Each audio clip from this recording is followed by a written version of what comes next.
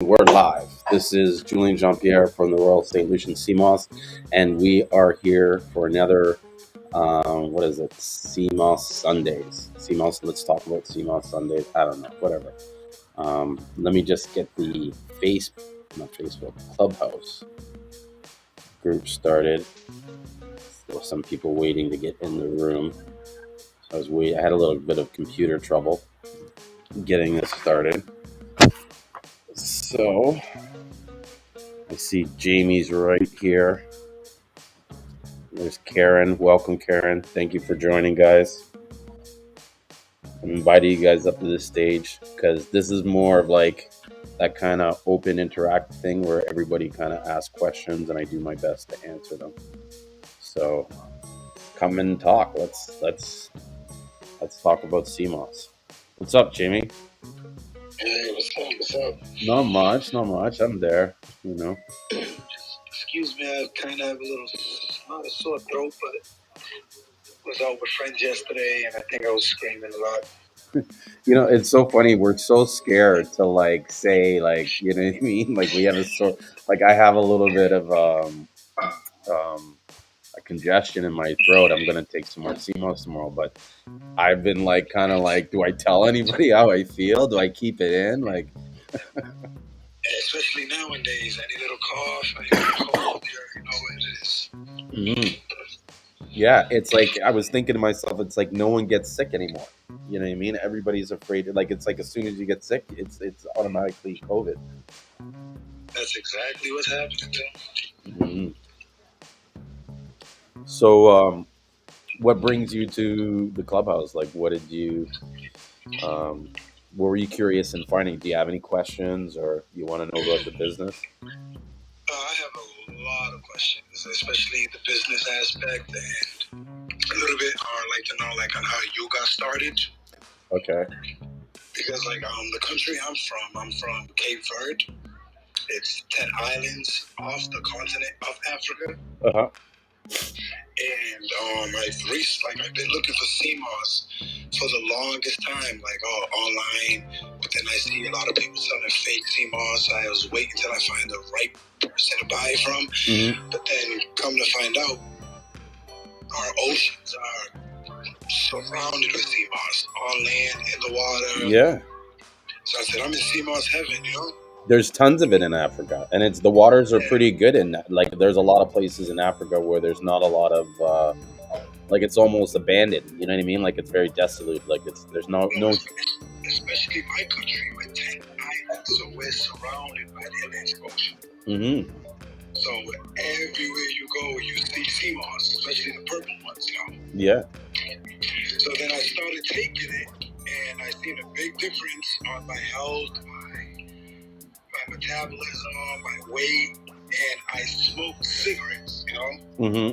And the main reason why I really wanted to get into more about Seamoss was because I was suffering a lot from mucus in my lungs. And as I was taking the Seamoss, I'd wake up and I'm just spitting out mucus. And I'm like, wow, it's like my body's really taking it out, you know? Mm-hmm, mm-hmm. And I just started feeling better, and I haven't smoked for the last 4 days. You know, that's one of the hardest things. Easiest thing to start, but the hardest thing to let go. Yeah. No, congratulations on that. The Seamoss has just been doing wonderful things to me. And I have my mom back in America and my sisters, and I was just telling them about it. I was telling my friends, and they're like, yeah, we buy some. We used to buy some, but the store, they don't have it no more. And it just clicked, and I was like, I have it here. Mm-hmm. I know some people that are looking for it and are using it. So I was like, it's a way for me to start a business out here and actually employ people, because my country unemployment is unbelievable out here. Everyone just tends to immigrate to America or Europe to work. So yeah, like it's helping people, you know, and I can make a business out of it. And there's no business of Seamoss in my country. Uh-huh. So I said it's just kill two birds with one stone, you know. Yeah, no, you could. So, are you thinking about like building a farm and growing it yourself, or harvesting it off the? The way it is now, the best thing for me to do is just wild, like harvesting it in the ocean, because Yeah. there's so much of it, and there's no one taking it from the ocean. That's cool. So there's still so much air, but if it does tend to not say run out, because I don't know how much is in our ocean, but with the plan in the future is actually really, really get to know more about this industry, and I could probably start growing it. Mm-hmm. But for the meantime, I can just get it from Mother Nature naturally. Yeah. So have you figured out how to dry it, how to clean it, and that kind of stuff? Or that is like where are you? The way I clean it, because when I get it fresh from the ocean, so Yeah. it doesn't even dry up, Mm-hmm. So what I do, I just soak it in the water overnight, Mm-hmm. and then I just rinse it out a couple of times, like 3 to 4 times, and then I like squeeze lime, fresh lime into it. Yeah. And then when I rinse it, and then when I see that it's clean, is because when I change the water, and then I just see the water nice and clear, Yeah. But then I just put it in the blender with spring water. I take it raw, like in the gel. I don't put it in smoothies. I don't put no other different flavors. Because to me, I'm from the island, so to us, everything natural and by itself is always better. I agree. But but when you go to sell it, you're gonna need to dry it, right? Yeah, I'm gonna have to dry it. Yes. So you're gonna have to kind of not figure out, but see how they dry it and just kind of just learn how to dry it, basically. It's not that hard. I've been watching some videos on how to dry it. It's just that I haven't tried drying it yet because I'm the only one using it out here in my country that I know of. Mm-hmm. But my mother and my sister actually told me to send her some, so I guess I'm gonna have to get to the point where I'm gonna have to start drying it. Yeah. But I mean, that's good. If you're gonna make a business out of it, you're gonna have to learn how to dry it so that you can preserve it. You know what I mean? So, what is the best way to dry it? Like, do you rinse it out to take when you get it out the ocean, rinse it out, then dry it, or you dry it? Yeah, How do you dry it? Just straight from the sun with the fresh from the ocean? Is there any other steps or anything that you have to do? There's so many different ways to do it, right? It's hard to say which one, but I'll start by showing you or explaining how they do the gold Seamoss, right? And to make the gold Seamoss, what they do is they bleach it in the sun. Now in St. Lucia, most of them will put it in a bag, like a clear plastic bag, or they'll cover it with something clear and plastic. Then the Seamoss kind of sweats in it, and it gets like really white, goes like bright white, and from there you take it to another table that you just let it dry. It's more of a table with a mesh underneath it, and it lets the air go through it, and so that dries it, and it'll take like a day to dry, and then it's kind of good to go. The other way that they do the color and then the multi and like the full spectrum or whatever, like anything that's sort of unbleached, sun bleached, they would hang it and dry it in the dark, wash it and clean it first, because you want to get all that seagrass and all that kind of muck on it, so that when the customer gets it, they don't have to spend a lot of time washing it and cleaning it themselves. And so you clean that first, and then you go and you dry it in the dark for maybe like a day or so, and then you finish it in the sun. All right, that's for you to bleach it, correct? Yeah, that would be the non-bleaching. The bleaching would be the bleaching. The non-bleaching is the one. The bleaching is the one that you said with the plastic clear covers. Yeah. Even some people, if the sun is hot enough, they'll put it just in the direct sun. Like I think in a lot of places, Jamaica, they'll just lay it out in the direct sun and let the sun. Yeah, I think that out here would most likely because we're a tropical island, so we're sunny and it's hot all year round. Yeah, well, St. Lucia's tropical too, right? But I agree that like you could have brighter, hotter sun than it is in St. Lucia, right? So yeah, it's hot here all year round. Yeah. And so, I would even try different, like sampling and trying it, like drawing it different ways, you know. If you have access to my Instagram, it's St. Lucian Seamoss at St. Lucian Seamoss. there's actually in the highlights, there's a place called Harvest, and it shows the harvesting steps that I took when I first got in this business. One of the things I had to do when I was first like I guess to become partners with my partner, he I don't know. He didn't really say this, but I believe that this is what happened. That he dropped some Seamoss off me, and he went and tested me to see like if I knew what I was doing and what I was talking about, or if I was just full of shit. And so he gave you that test. yeah, and luckily I passed. I mean, I worked hard to do it. Like I babysat that Seamoss. There was no way I was bringing that Seamoss to him, and it wasn't perfect. Like trust me, when he saw it, he was just like, "Whoa, whoa okay, all right." So someone can dry Seamoss. You know what I mean? But the whole point of the story is that there's videos that I took, and I put it in the harvest section where I show kind of like the like slight steps of what I'm doing in the sun and stuff like that when I'm doing in the bag to bleach it and then to dry it. I'll go and check out your Instagram because I'm trying to, like learn because the knowing about the Seamoss and the way Seamoss is just taking over the planet now since Dr. Sabi and Nipsey Hussle, like everyone, and Seamoss is hip. It's the hip thing now. But me, like, it's just more than just a trend. It's actually when you notice that you have something that's so powerful and so beneficial when you take it, especially today when we're having nothing but viruses and diseases, and you have something that God put there for us that's if you're in the local areas where you can find it, it's easy. You can just go to the beach and pick it yourself. But if you live in certain areas where you have to buy it, where there's still people like you and me hoping to come into this industry and able to supply people with this magic here, Yes. Yes, no. Seamoss is a beautiful thing. And it is kind of like you say, like it's become trendy, but at the same time, what I find is that those that are in the Seamoss, they're all generally in the Seamoss for the love of Seamoss. There's very few. It's bigger than the way people like. I've always read about it, but I didn't actually in Cape Verde. Our language is like Portuguese and African, but there's more of a Portuguese to our language because we were colonized by the Portuguese. Yeah. So like I've always looked for it and showed people's pictures, and we have it in the ocean, but they didn't even know what the name was in our language. Yeah.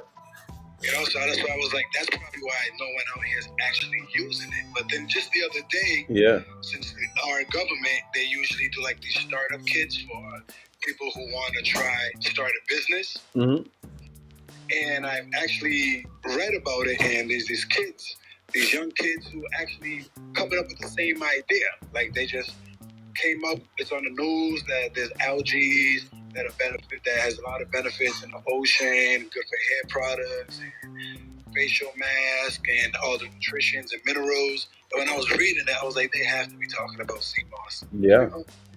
And then that's exactly what they're doing. But our government here doesn't really, they tend to help at the same time. It's just going to take forever, for you to even do anything.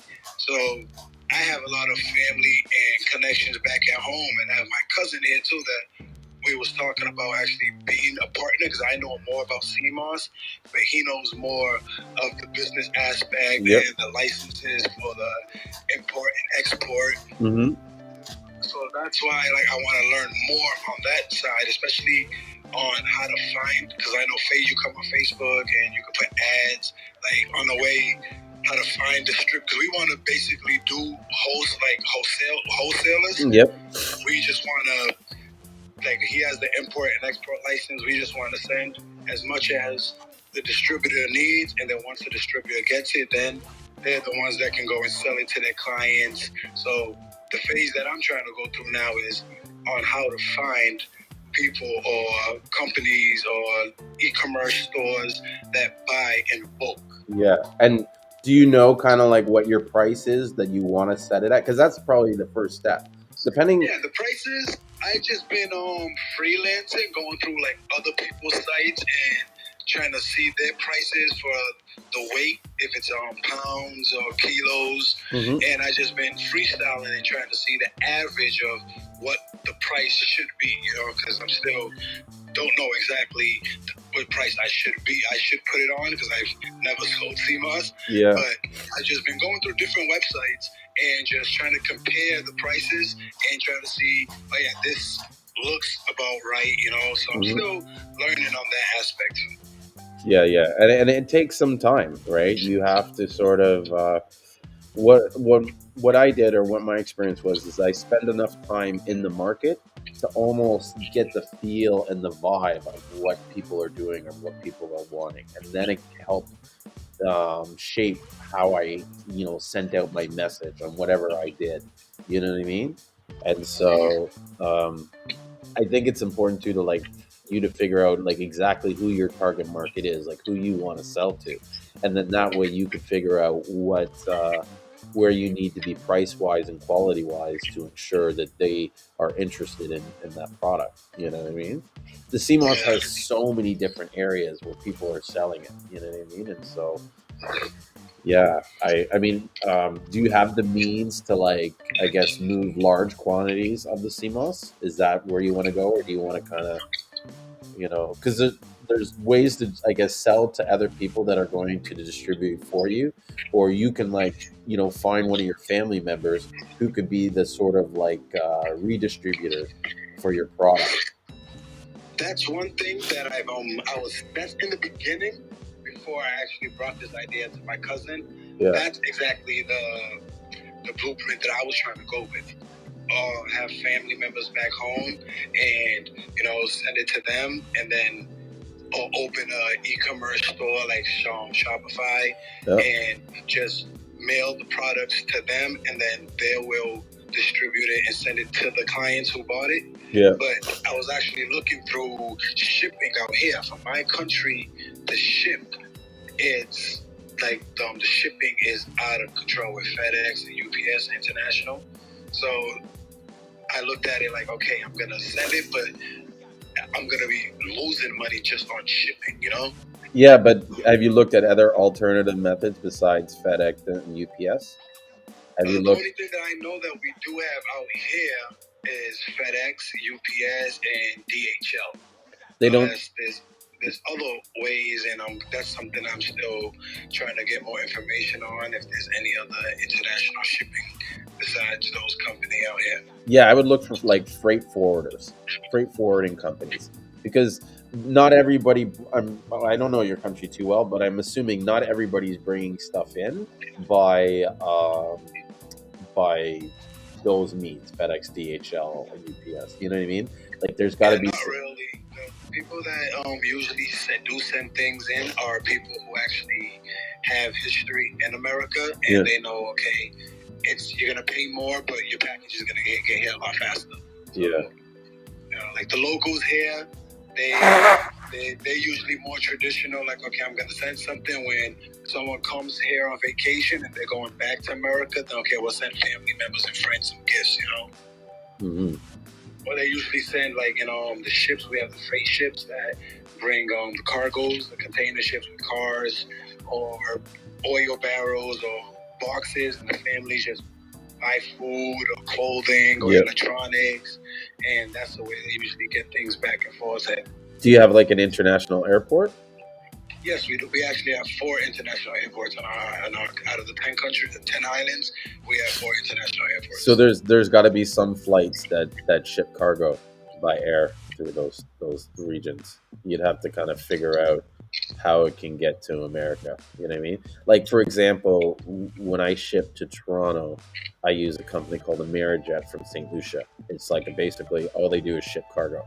You ship anything through them. Fruits, vegetables,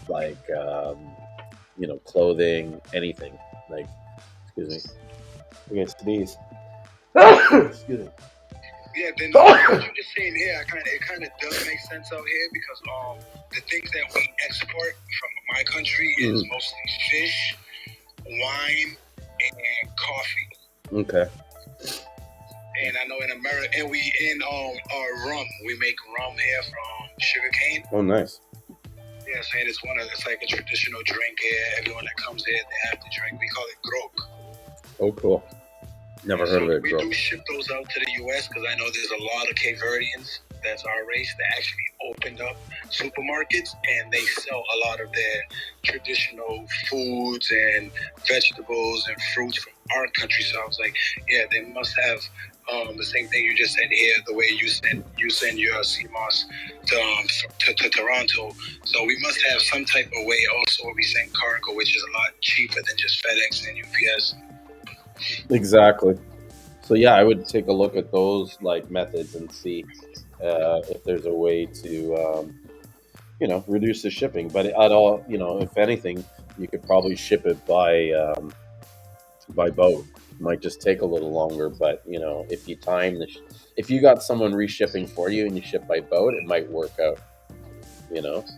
That's the idea my cousin wanted to do because he has the import license, the export license, so you'll be able to send cargoes out. And the way I was, the same thing I just explained to you now about the pricing. I have to bring this to his attention tomorrow that we can also look for alternative ways and look for other ways that we can send it, even if we do send it on in planes or because he wants to just go bulk. And I said, okay, going bulk is good because we do have a lot of the product there and you have the license. But us coming new into this industry, going bulk might be it's going to be a lot harder than we think, Yeah, but I think it will force you to it'll put pressure on you to get rid of it. I find in a lot of businesses, not this business, the how do you say it? The deciding factor of whether or not someone succeeds or not really comes down to their desire to succeed. Like I think I was reading something or listening to something where some guy was like pushing him out to water, and you had to keep going out into the water until you couldn't breathe. And he's like, that's the point at which your desire needs to be, where it's almost like you're willing to drown yourself to get that. You know what I mean? So sacrifices, yeah. Yeah, and so it's the question. That's something I've been doing a lot, and I've actually been seeing a lot of outcomes in my favor. Because before I used to be such a procrastinator and scared to take risk. I always wanted to play the safe side. But then when it's something that I know I want to do and it's a passion for it, and you have to take risk, You got to put yourself out there, and yeah, like I said, but I would maybe test the waters a little bit before you go full out, just so that you don't move too quickly and you make mistakes. That's exactly what I was telling him. I was like, I understand that you have to think big, but you have to test the waters before you go just jumping in, Yeah, for sure. Yeah, I'd definitely recommend that. Start with a few $100 first, or find a couple buyers and stuff like that to ship it to. First thing is actually that's another question I have.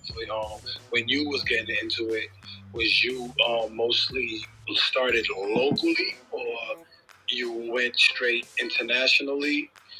And which method did you find best in finding clients? Was it mostly ads online, or was it just like word of mouth from locals who have family members and friends who live outside of St. Lucia's?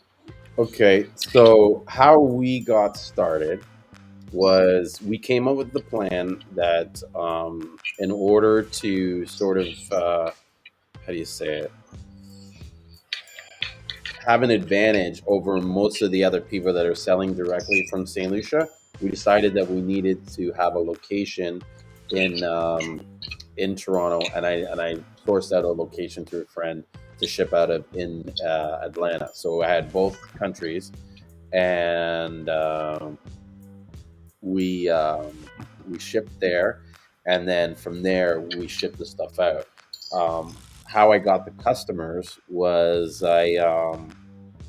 basically I hit people up. I talked to everybody that I could. I did a couple friends because guys knew that I was going down, and so I told them this was big and bought it. So I had a couple guys that bought some big orders right away, and although they misread the business, and what they did was like they bought a couple £100 and they sold it to one guy for cheap, thinking that the guy would come back and he didn't come back right away.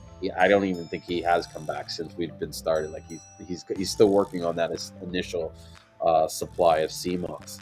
And what was it? So we got that, and then I just hit up Instagram, Facebook, and I just messaged people or liked their pages and stuff. That was mainly on Instagram, but I spent the time and I built up the Instagram page first, and I put a lot of like pictures of us and the just to verify, because I knew in the market from my research that the biggest trigger for people that would decide whether or not they were going to buy from you or not would be the authenticity of the CMOS. So I showed a lot of videos of us, the authentic, that I was there and doing the stuff with this, CMOS. And then I started doing live streams, and I did live streams like every day for like like almost 3 months. And then on Tuesdays and Thursdays, I had a friend come on and we talked about CMOS. And a lot of times we didn't even talk about CMOS. We just talked about whatever. Just like these shows that I'm doing now, that's pretty much what the CMOS show is. And before I continue, because I know Alina has been asking a few questions, I just want to answer her question about, is there a book for CMOS education? Like, what's the difference between gold, purple, um, and full spectrum? What's the whole component in each variety? Well, my friends, guy I know, Kirby, you can follow him here. I'm going to put it up. He has a book called the Seamossology, and do I have his graphics still on here? This is it here. Let me put it on the full page. The Seamoss. It's the ultimate guide of principles, techniques, and tools. And so, if you follow him and reach out to him or visit his website, which is, I'm just going to pull it up here. This is his website. You can buy that book. It's got it in hard copy, audio, and PDF. And so I got the audio version. I really enjoyed it, and I think it's a lot of information in it. It's better than most of the stuff that I've seen. And let me just put the link in here. WWS Vegan Fiber. I think that's their site.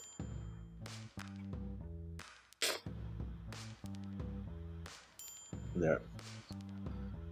So, let me just clear this screen and get back to what we were just discussing.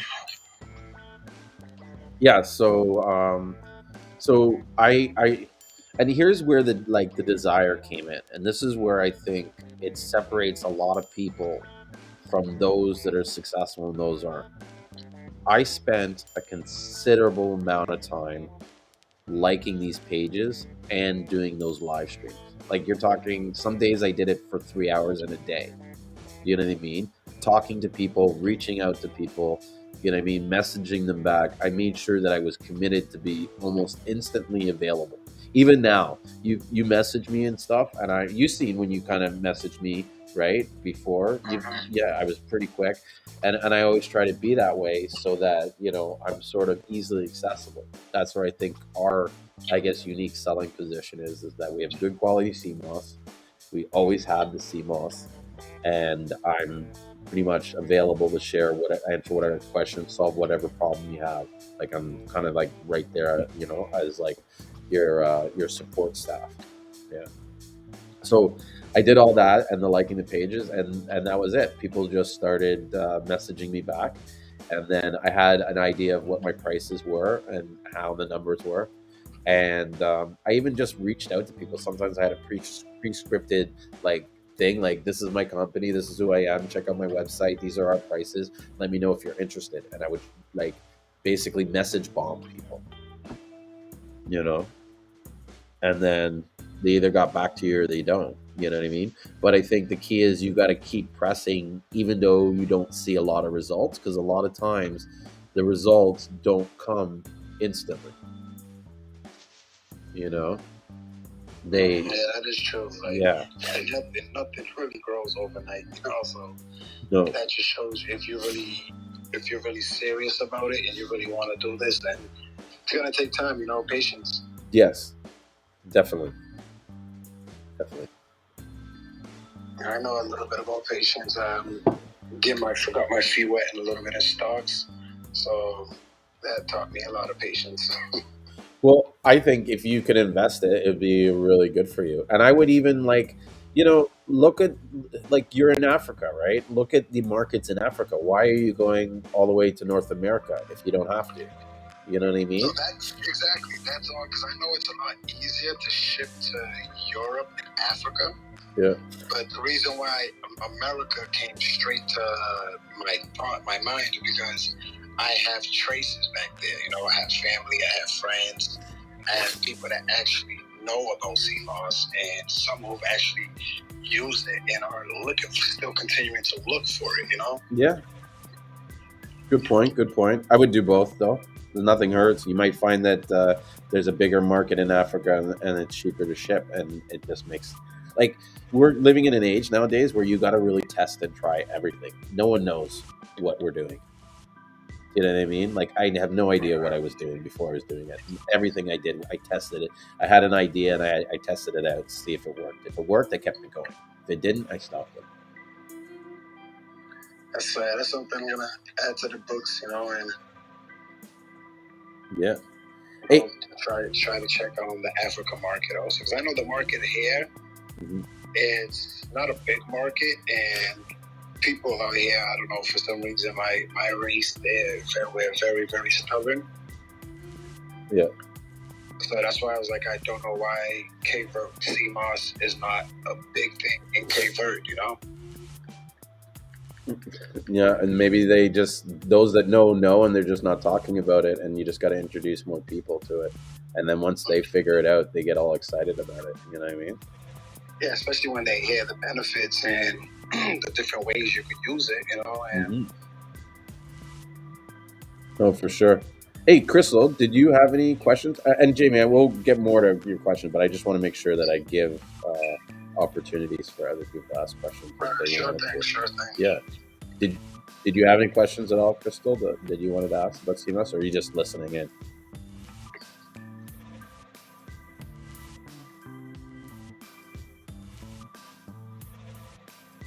Maybe she's listening in.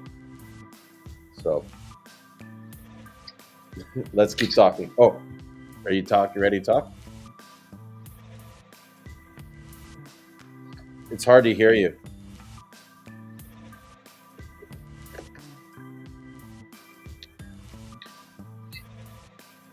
I still can't hear you. Can you hear at all, Jamie?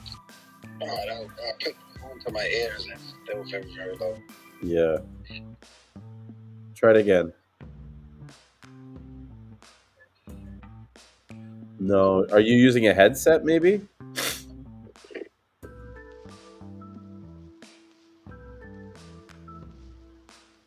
No, I have my phone fully up. I cannot hear you at all.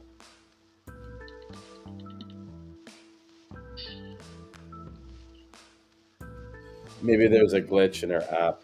That's sorry. No. No, still can't hear you. That's weird. Maybe what I'll do is okay, she's probably gonna leave and come back. Oh, be back.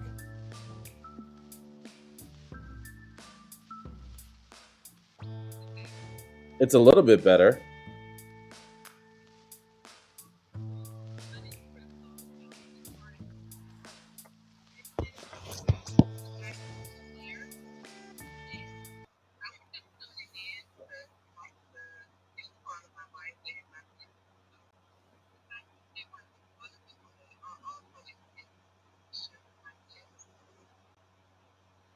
Cool. Do you have a CMOS business? It's called CK Natural. Cool. I think it's growing stages. I finally connected with a startup so that I can help find more clients. So yeah, I'm still fairly new. Like Jamie, I don't know if I'm pronouncing that right, was talking about, it is a kind of a slow business for the ones that know, they know. And for others, you have really informed them. I find myself having examples about the wrong things and just trying to bring people to the knowledge of the lost and make more of the living with my so yeah, yeah. We've been through never know who knows.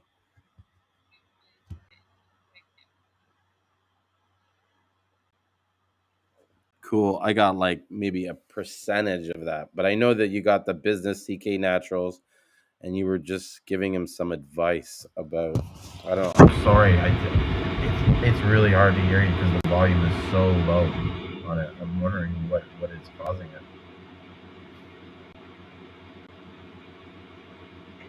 I apologize. I don't know how to fix it, but Hey, it's no problem. I can appreciate you just being here and just listening in. You know what I mean? But I wish we could have like been able to answer some of your questions. Did you have a question at all? Maybe I could just hear that question and answer it quickly. I actually don't have any questions as of yet, but I will be following you guys and staying connected. And hopefully, I can get past this little hurdle and be able to connect with you guys a little bit more. What's the hurdle that you have? You guys not being able to hear me. Sorry? Oh, getting the hurdle, not being able to hear you. Yeah, it comes in and out. Like one minute I can hear it, and the next minute I can't. So it's, yeah, that's weird. But cool. Well, listen in, and if anybody on Facebook has any questions, I know um, Alina actually asked earlier about what the difference between the gold colors are, the different colors, like the gold, the purple, the green, and the full spectrum. And I did touch earlier a bit on it, where I discussed like how they make the gold sea moss, which is excuse me. You remember Jamie? We said you bleach it in the sun with the bags, like plastic color. The colors, which is green, purple, and the full spectrum, or some people call it multicolor, that's produced by putting it in the dark. Now, most of the times they're trying to produce purple when they're doing it in the dark. But depending on the weather or the type of sea moss that it is, it doesn't always get purple, and so the purple turns into sometimes like a multicolor. It'll go like brown to yellow to purple to pink. It's like a whole spectrum of colors, and even with the green, it's like the light, dark, and everything. And so that usually gets sorted as the multicolored or full spectrum, and then the purple is purple, and then the green is green. Now, the I find from my experience using it, the purple tends to be the most strongest and the most sort of like um, I guess intense of the minerals and stuff. Like it would have, I guess, more potent. But I also don't feel like that is like always the best. You know what I mean? Like for me, I don't even use the purple. I always use the gold. I like it better. I find it's more easier to take and less harder on my body to take it every day. And the green I found to be more of like a detoxifier, where taking it I would be going to the washroom a lot and having a lot of bowel movements. So yeah, those were my experiences with the different colors and stuff like that. And so the research that I've seen, although there's nothing really substantial to back it up, which is why I don't really talk about it too much, is that a lot of the colors that are in the sea moss have to do with the phytonutrients of the seeds. So like, and I'm not familiar with all the phytonutrients, but they're kind of saying, basically like the purple has the same conditions of fruits and vegetables that you have that are high in purple. The same with the different colors, pink or the green. Green is supposed to be high in chlorophyll, and why you get that cleansing effect and stuff. And so the full spectrum is kind of like a little bit mix of everything. And so, yeah, I those are sort of like the difference in the color. Hey, Crystal, were you able to get your phone? Kind of, you want to try it? I think based on the photo, I did just leave and come back in. Yeah. But I'm hearing you talk about the Seamoss colors. So the vendors that I've been working with on Cruise and Lake, I see that they added a red Seamoss. I kind of went on Google and I couldn't get much information about red, so I was kind of curious about that. Red, really. I haven't really seen, at least not in St. Lucia, red Seamoss particularly. It's more uh, purple, purplish red. Is that what it looks like, or is it like a red? Because sometimes I've seen pink. Yeah, it kind of gives you like a very light, like it's possibly purple, and there's this layer and there's red, but it's kind of closer to like a pinky or very light purple. Yeah. What country is it from? It's coming from St. Lucia. As far as I know, there's no red Seamoss out of St. Lucia, unless they're calling it red, and it's probably purple, or it might be pink. The pink looks a little bit reddish. But here's the thing: scientifically, the Seamoss coming from St. Lucia is considered a red algae. No matter what color it is, it's a red algae. That's the classification for it. So maybe that's what they're referring to when they call it a red algae or red Seamoss. Because you can get brown Seamoss and you can get there's red, green, brown, and blue. And all of them except for green can be found in the ocean. This is what I remember, and I could be wrong. All of them except for green can be found in the ocean. Green is the only one you'll find in fresh water. And that's any green algae. But there's blue algae, there's red algae, and brown algae. Brown algae are like kelp, nori, and a few other of those species.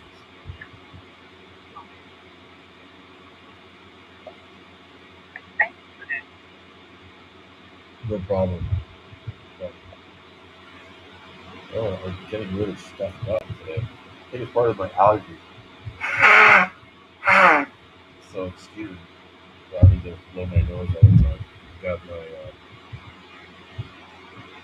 Neil Citron here because I think my daughter came down with bronchitis. I think I am feeling a little bit of the effects. But I don't know. I have a pretty strong immune system, so I know like a lot of times I'll feel this. I might take some Neil Citron, have some honey and stuff, and I'll feel better like tomorrow. But I got some Seamoss to frost it, so I'm gonna make sure I take a big dose of Seamoss tomorrow morning.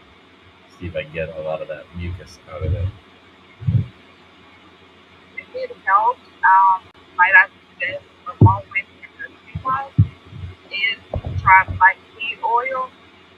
And typically when we get a little mucus in our system from a cold, I incorporate the black seed oil along with my Seamoss, and then I get fresh cloves and cinnamon and make a tea with my tonight. Cool. I should try that. I don't have any black seed oil, but I know a place where I can get it. So maybe if I got some time, I'll swing by there and get it. There's a place in Toronto called Bush Doctor.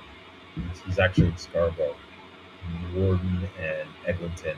At the, I'm just giving him a plug. Hopefully, someone sees this stuff. Go check him out.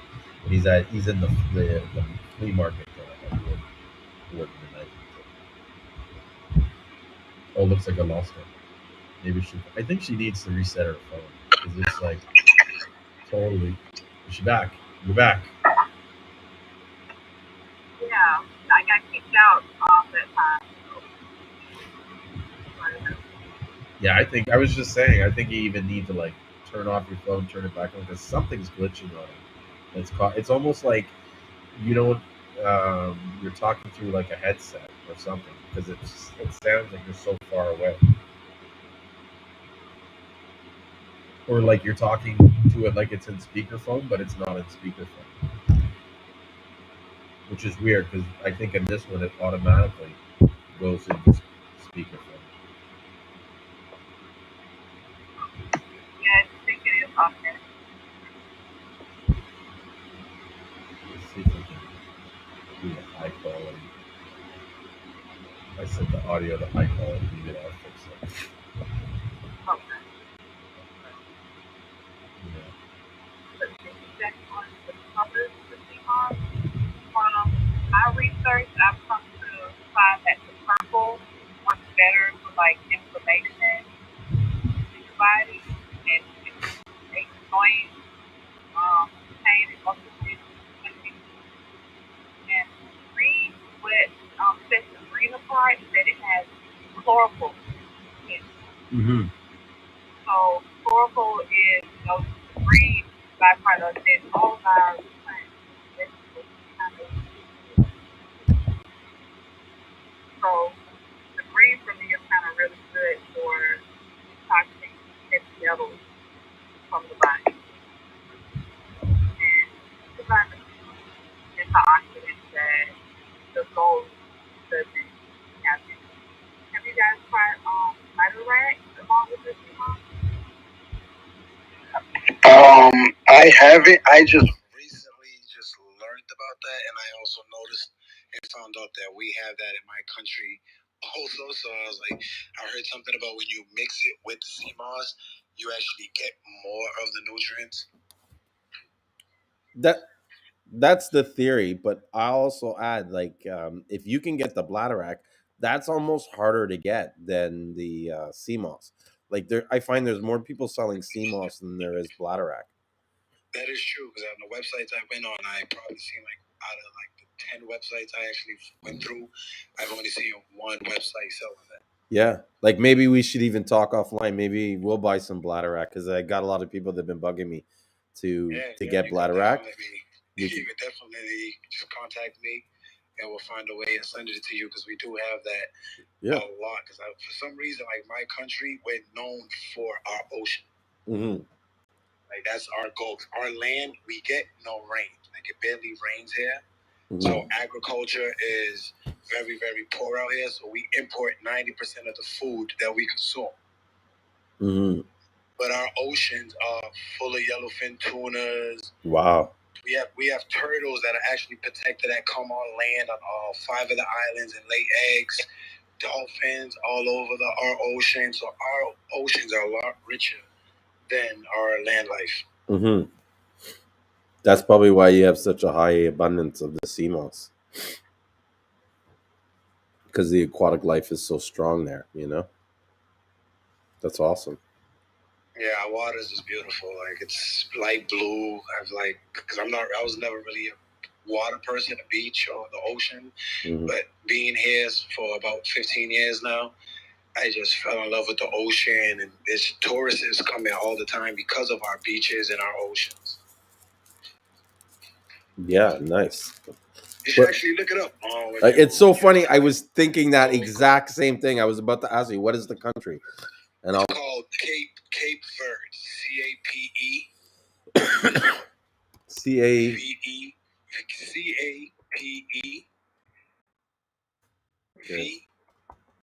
VERDE. Okay, Cape Verde Islands. Yeah, you should go. We have 10 islands. We have 10 islands, but one of the islands is uninhabited because it's below sea level. But you can see, like from the island I'm in now, St. Vincent, I can actually see the neighboring island, San Antonio. So like it's probably like 30 minutes, 45-minute ferry from the island I am now. Mm-hmm. But the furthest island is the capital from where I'm at now. On plane, it's about 2 hours, but on a cruise, on a ferry, it's about 14 hours to get there. Like we're very diverse.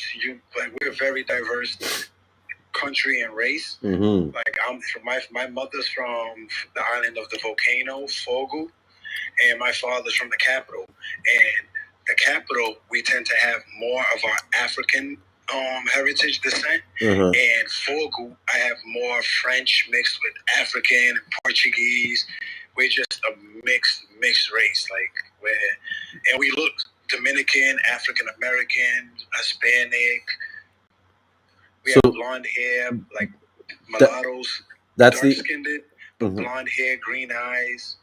Is that the island where it says the Fogo National Park? Yeah, that's the island my mother's from. That's the island that we actually still have an active volcano. Wow. Well, I'll tell you this. I believe, I mean, I have no scientific proof to back it up, but I believe that areas that are active, like that are in the surrounding areas of active volcanoes, have more richer sea moss because of the minerals that are coming out through that volcanic activity than it would be in areas that don't have that. That's exactly because when what you just said right now, that actually came to my thought. I was like, I know the island of Fogo is the only island that's still growing because the lava, when it falls to the back of the island, it's actually reaching the ocean and it's making more land. And I know that our volcanic, we have this special type of rock out here that's just in Fogo because of the volcanic. It's called Pausoni, something like that. And it's very rich in minerals. So that actually came to my thought. I was like, so if volcanic rocks are very rich in minerals and it's going to our ocean, and we have sea moss, and that's exactly what you just said. I was like, our sea moss then must have a lot of nutrients due to the volcano. I think so, and that's possibly why you're feeling such strong effects from taking it. No, and I felt it so like quick, like it wasn't taking it for a month. It was just a couple of weeks, couple of days, weeks, because I usually wake up late, real grouchy, not fully awake. But now I wake up, I'm full of energy. My diet's better. My appetite's better. I'm not really eating a lot of fatty food or canned food, like the processed food. I just it's funny, great, and it's funny you say that because I believe that because of one of the reasons why we eat this fatty food and all that crap is because our body is craving like minerals and fats and proteins and all this kind of shit, and we have to get through it through all this other crap. But when you take the sea moss, it's like you don't feel like eating at all. You know what I mean? Because you're that's true. That's true. Like my appetite's been a lot less. Yeah. But I'm not eating as much. But I'm not feeling or getting hungry like I used to. Yeah. Like when I take my sea moss, I'll still eat the same. I'm not really a morning breakfast type of person, so I'll probably have some boiled eggs or a smoothie or Greek yogurt, something light. I don't like eating heavy foods in the morning. So when I do take my sea moss, first thing I do when I wake up is wash up, take my sea moss on an empty stomach, and then I'll wait probably like an hour after and then have my breakfast. And when I do eat my breakfast, and then when it's lunchtime, before taking sea moss, my stomach will start growling. I'll start feeling stomach cramps, like, oh no, I gotta eat, I'm forcing it, I'm staying too long without eating. But now that I take my sea moss, I'm not hungry at that time before I used to be, and my stomach doesn't growl. I'm not feeling no stomach pains no more, like just full of energy. Everything just feels a lot different, and I can tell it's the sea moss because that's the only new thing I've actually added into my life, So I know it's the sea moss because it's not nothing else that I'm taking or consuming besides the sea moss. Yeah, that's like the biggest significant change that you've had. And even my friends, it was over yesterday. It was like, yo, dude, like, look at your skin, like you're looking handsome. You're looking a lot better than before. And I was like, yeah, sea moss, man. And they was like, what's sea moss? And I showed it to them. And I was like, what is this? And I tried to explain it to them. And it was like, I don't know where you be coming up with all this stuff. And I was like, gain knowledge, man. Yeah. There's so much things you can learn. Well, that's even where you could probably start is just educating the people around you and just sell to your local community. Like, how many people are in your country? My country, out of the 10 islands, we have a population about almost 600,000. That's a big number, especially when you're the only guy that's really doing it. Yeah, that's the crazy thing about it. Like, I've searched everywhere on the news, especially now with social media. You can find information so fast. Mm-hmm. So it's just recently that I told you that these college kids in high school. Two of them are in school, the other two work, and they are coming up. They came up with an idea to sell like the algae, but they didn't say the name Seamoss or nothing. But the way I told you, they was explaining the benefits of it and how it could be used for hair products or facial masks. And they said red algae, just like you said with Crystal was saying. Yeah. Red algae, and it was explaining all the benefits that we have from algae in our waters, and they want to invest in it. So, but then more likely it's going to be more locally, because we do have a lot of locals. It's easy. It's not easy out here in my country to open a business because minimum wage and everything is just horrible out here. So that's why you always need outsourced family or friends, or if you lived in a different country, you have more connections. But it's very hard to start a business out here, but they're most likely gonna go into it for the product of hair and facial masks. But it's still a great idea. Like, I would like to let them continue with this startup kit, complete the course, and probably network with us, like exchange information. Yeah. See how you guys could pull together to get bigger shipments out. Because another thing is that this market's huge. It's not just for human consumption and stuff. And then if you're in a country where you can produce a lot of it or harvest a lot of it and sell it to another company that uses it for products like facial creams or healthcare products or whatever, you know what I mean? You're selling the CMOS, you can do it as like there's no right or wrong way to sell it in a sense. Yeah. I'm gonna grab me my batch of Seamoss now and take a nice spoon because it is very late out here. I've actually stayed up just so I could speak to you. Oh wow, thank you so much. What time is it there? It's 2:36 in the morning. Oh shit. We're 4 hours ahead from Eastern Standard Time.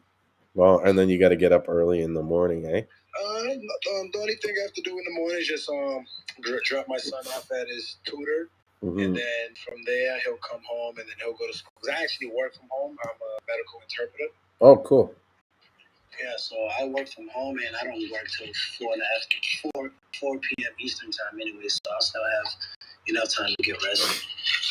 So you're not too far off from Africa, like the main continent, right? No, we're if you actually look on the map, we are West Africa. We're off the continent. We're in the middle of the ocean. Yeah, but not too. That's why a lot of people my race is so unique. It's so weird and different. Mm-hmm. Because a lot of the Africans, they say we're not Africans. Yeah. Because we're not mainly on the continent African, and the Europeans say we're not Europeans. We're in Africa, West Africa. So I was like, then we're from Mars or something. I don't know. Yeah, but you look like because my country, we was discovered in 1456 by the Portuguese. Mm-hmm. They say the Portuguese, but Africans always from the mainland out always came in for cattling and fishing. Mm-hmm. But the Portuguese are the one that put it in the books that they discovered Cape Verde. And the island I'm in now, St. Vincent, was the fourth biggest port for when ships coming from North America, South America, or Europe going to Africa, they would have to stop here and refuel the ships with coal. Oh, so there was a lot of coal. Of the trade started happening where they would bring goods from their countries and trade with people, with locals here. And that's where the Cape Verdean race started, because the mid-Atlantic slave trade, Cape Verde was Santiago, Praia Santiago. Mm-hmm. That was the first island, and that's where the mid-Atlantic slave trade started. So a lot of the slaves that was brought from the mainland of Africa was here in Cape Verde, and then they were sent to South America, North America, the Caribbean islands. Wow. So we have a big history. With people that know their history, that follow history, our country will be known. But today, we're basically just known for our music, cultural music, our food, cuisine, fish, culture, music, parties, festival, tropical islands. So that's what brings the tourists in there now. Yeah, it's cool. I'm looking at some of these, and it's like these islands. They have like 1, 2 roads on the whole. Like, you know what I mean? Yeah, it's like one road, and it's like a big 360. Like you can just take one road, and you could go around the island of the volcano Fogo. I know people that actually walked the whole island within 24 hours. Wow. Like the island right now is what 227 kilometers by length. Very small islands. So you're in the one that's sort of like at the top, right? The top part. Because we're separated into two different areas. I'm from the part that's Windward Islands, and we have the Leeward Islands.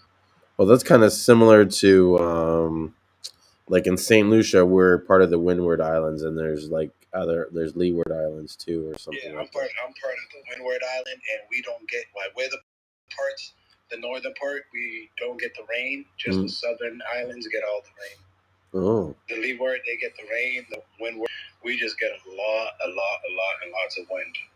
Oh wow. That's why we do a lot of one thing too. Our country is known for is kite surfing and surfing because of our oceans and the wind. Like the best kite surfers in the world. Well, the top three kite surfers in the world are all from Cape Verde. Oh, cool. And I can see how there's certain, like with the land, there's probably a lot of surf because of the way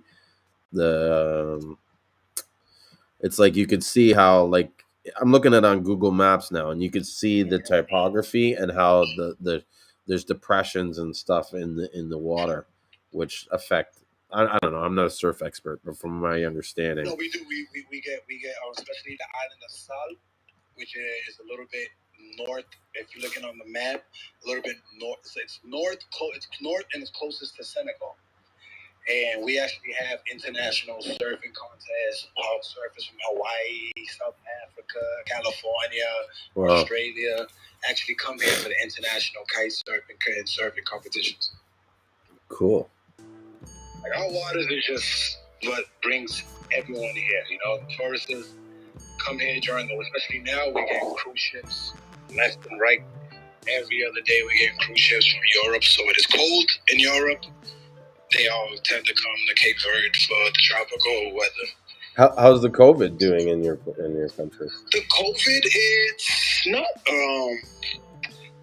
There's been deaths, but I think so far you can say the 2 years that we've been going through this pandemic, we probably had like 200 deaths. Oh, that's not too bad. Not to say that it's. But most of the deaths were people over 70, because our average lifespan in Cape Verde for males it's 82 years old. Oh wow. For women it's 84. That's why Cape Verde, we eat a lot of more cooked food and organic food because we're mostly known as fishermen or farmers. So it's everything from the ocean and land food, because we don't have rain, so there's not a lot of grass, so we don't have a lot of cattling. So it's mostly we consume a lot of fish. Yeah, a lot of meat. Fish, tropical fruits, like we get mangoes, papayas grow here all year round. Mangoes, they grow 2 times a year. We have the little small baby bananas. Everything here is alkaline and organic, so we have a very, very good diet out here. So wouldn't you think that they would have a longer lifespan? Could you repeat that? You kind of cut off. I was saying, but don't you think they would have had a longer lifespan if that was the case? I was surprised when you said 84. I think, or I guess that's the average age. What do people normally live to? Here around, there's a lot of elderlies that reach the 80s, 90s. Like my grandfather passed. Because my family back home, we're originally from Massachusetts. Yeah. And my grandfather passed April 4th of 2020, and he was the first Cape Verdean to die of COVID in America. He was 99 years old. Oh. Yeah, So, that's right. and his brother passed a couple years before, but he passed at 104. So I have a lot of elder aunts, uncles who are in their 90s and 80s. So Yeah, that's what I would figure. Yeah, that they would be like high in age, especially with that kind of diet. Like my yeah, 'cause in dad. Africa, because I know the other parts of West Africa, especially like Sierra Leone, Mhm. their lifespan is like their average lifespan is like 45, and I was like, wow, that is so young compared to ours, you know. Yeah. And it's safe out here. We don't have a lot of violence because it's a very small island. Everybody knows everybody, you know. Yeah. Like everybody's like, if I was born in if I was born in this house, I bet you my mother, my uncles, my grandparents, like it's a family house. It's not like we're moving from one city to the next city, from one city to the next city. It's just very cultural and very small, tight knit community. Mm-hmm. And that's good, you know what I mean? Because no one wants to mess around. They're like, where's there to run, really? What are you going to do, swim in the There's ocean? nowhere to go, Yeah. exactly.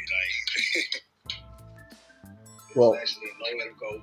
I really hope that you do, start this Seamoss business. I think there's a definite opportunity for you to grow it and then, or harvest it, like you said, because it's such an abundance there. And then, it would not be right if I don't hop on this opportunity because it's everywhere. Like actually, a friend of mine, she was here on vacation, and I was asking her, like, do you know about Seamoss? She was like, yeah, I take it. I was like, do you know people around the city, the city that where you're from? She was like, yeah, I know people that will buy. I was like, okay, so we could do a little networking, like you can make a little something out of it. Like you could be the distributor, and I send it to you, and then you could handle with them because you actually see them. And she was like, yeah, she was out here on the island of Sal, and she said her and her brother was walking on the beach. She was walking, and then she just seen them everywhere. And she told her brother, "Do you know what this is?" And he was like, "No." She was like, "Yo, this is Seamoss." mm-hmm. And she was like, "Yo, I can't believe they're all over the place." Like she said, everywhere. And I noticed it too because after my friend, he's a scuba diver. He lives like right across the street from me. He's actually the first person that brought me my Seamoss. And I told him to take me where he gets it. And I told you I was in Seamoss heaven, like everywhere. Turn left, turn right. There's nothing but Seamoss everywhere. Yeah, just Seamoss on Seamoss on Seamoss. Yeah, on Seamoss, and then there's the Seamoss all over the rocks. You actually went in the water, like it's everywhere. And I was like, I can't believe we had this here, and no one actually knows what it is. But if they don't know what it is, they don't actually know the benefits from it. Well, you can even maybe like put it in a drink or something and sell the drink to people on the island. They'd probably be more, because sometimes depending on the market, you have to just like it has to be presented in a way that's palatable. Do you know what I mean? And so taking that Seamoss, making it into a drink and saying, hey, drink this and you'll feel better. People like that stuff. Or say drying it, turning it into a powder and giving it to them in a pill form. Yeah, the powder thing, that's one thing too. My cousin was like, most likely if we was to get into the market here, put it in a powder form or what you just said right now, like infuse it with another drink. Yep. Because in the gel form or raw, they probably won't even pay attention to it. But when you put it in the powder form and you explain the benefits, especially to the women, it helps with your hair, your skin, your nails, and they would actually, because I told my wife that, and she started taking it just because I told her that, and I was like, I didn't even tell you the rest. I just told you 3 things, and that's okay with you, That was enough. That's all that mattered. Yeah, she said my hair, my nails, and my skin. That's all I need to know. Yeah, I might even test the market, see what kind of like what works and what doesn't. But one idea you might want to consider is getting into the powder where you're processing and drying and shipping it out as powder from there. You know what I mean? Because the labor is probably cheaper. You know what I mean? And if you ship it by powder as opposed to the dried Seamoss, you're going to get more volume, like more Seamoss in the same volume, if that makes sense. And so it's just going to cost less to ship, basically, which is one of your problems, right? Less weight, exactly. Yeah. Yeah, but all these conversation we had here, like it was nothing but knowledge, gained, and I'm the type of person, once I gain knowledge, I try to put it in perspective and put it in my everyday life. So I'm gonna have a nice talk with my cousin tomorrow, and bring this up to his attention and see what we could do from there. Yeah, for sure, and don't be afraid to reach out to me if you have any other questions or whatever. You can catch me online. I mean, you're in the Seamoss Buyers Club, I assume, right? Yeah. So message me from there, and then you know what I mean.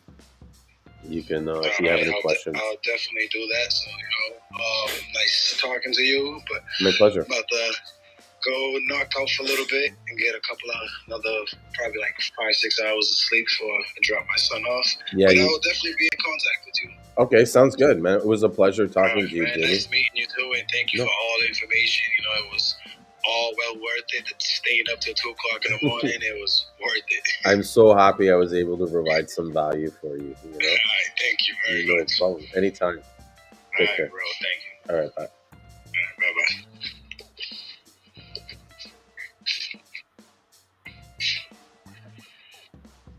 So that was Jamie. Nice guy. He's from Cape Verde, which is like off the coast of Africa. We were just looking up on here, as you guys can see. That's pretty cool. And we've been discussing, if you didn't watch the whole thing, about his interest in getting into the Seamoss business as an exporter, and just kind of like some ideas of how he can get some business, how he asked me how I got started and stuff like that. And so yeah, it was a great conversation. If any of you guys have any questions, let me know. If you guys want to join in and join in on as a guest, feel free to use the link that I posted earlier. I think I still have it. I'll post it again if I do. This looks like it. Yeah, I posted that there. And I thought Moss Boss and Ricky were going to join me tonight, but I honestly didn't message them, and so maybe they got tied up, or I figured I wasn't doing it because I didn't message them, which I should have. But I don't know. I got doing some other stuff. I was reading some on Seamoss online, and so kind of lost track of time. It is what it is,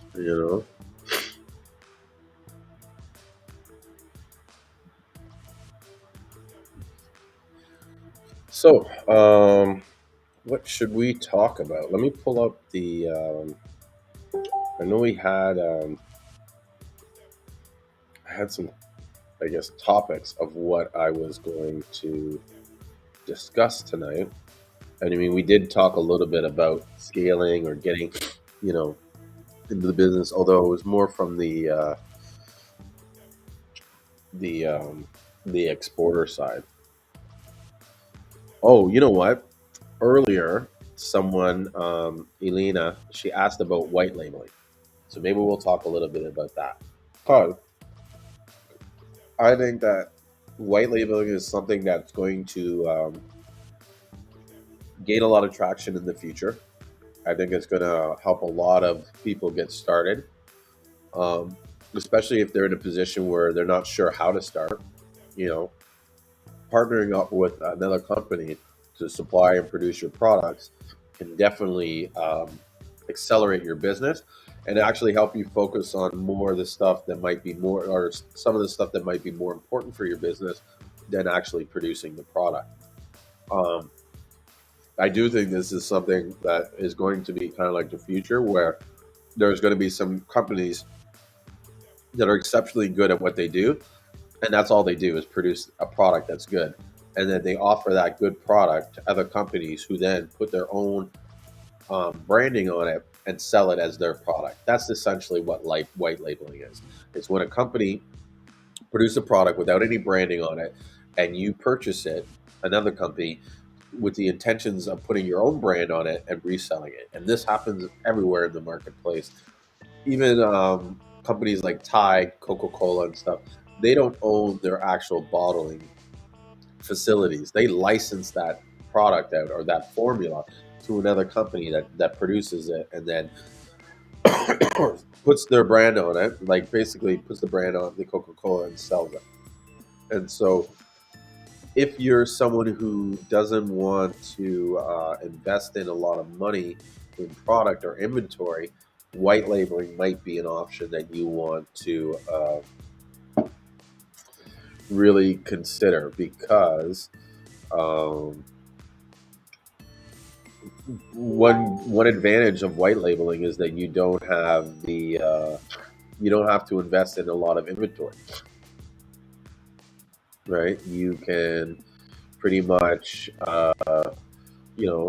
place smaller orders of the product and have them ship it out to you. I think that also some companies are probably going to get into doing the drop shipping for you.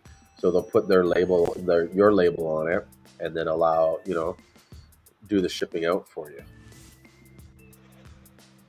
I had to take a second here to see who was saying yep. So I want to say what's up, Taeda. I hope I keep pronouncing her name right. Yes. So I know that there's one company right now that's doing the white labeling. That's Ricky Ray. I'm sure there's a few other places. Hold on a second. Oh, sorry about this. I have some bad allergies. So yeah, so Ricky's doing that. I think there's probably a few other companies, but I'm not aware of their names. And so, like I said, if you wanted to get into say freeze dried selling freeze dried Seamoss, thank you, appreciate that. Someone just said bless me, thank you. Yeah, I was gonna say it's expensive to invest in a freeze drying machine. You know what I mean? To freeze dry CMOS. It's expensive to go through the tests and test to see what is the right. I don't even know anything about freeze drying machine, but I'm sure there's settings and parameters in the machine that you have to kind of figure out to make sure that you um, dry the CMOS correctly, or dry it efficiently. You know what I mean? That kind of stuff. And so I don't know. To me, it makes more sense to get someone that's an expert who's already doing it, and have them, produce the product for you, so that you can focus more on your marketing, more on your advertising, more on your meeting people, and you can probably get better pricing, or because you're buying on a consistent basis and a relationship with them, you can get good pricing without having to invest in a large inventory to hold on to. I don't know. So there's so many different advantages to white label, but definitely one of the biggest ones I'd say is the ability to sort of kickstart your business and get it going. Um, some people don't have time to sit there and put the packaging in the CMOS. You know what I mean? And so that's another thing.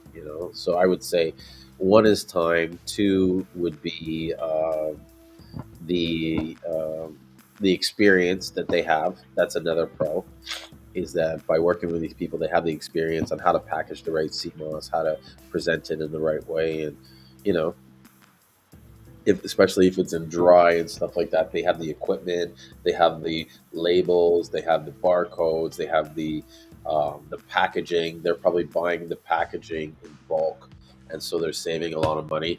That was one idea that I even discussed with someone, is like, what if we all like, put our like, well, not me because I don't make gel, but what if all the people that were making gel put all their money together and they bought one big giant like mega order of jars from a jar company in China or something like that, and they got cheap jars?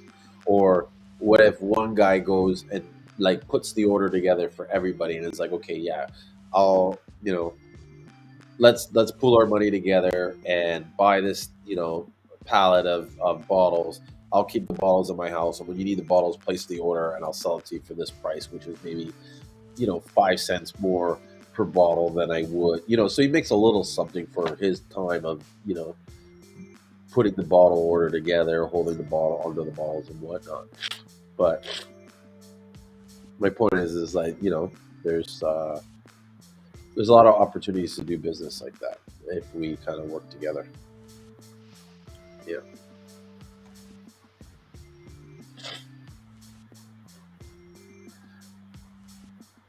So, yeah, I think that's something that if we could get people on board, that would be cool. Does anybody have any questions? I,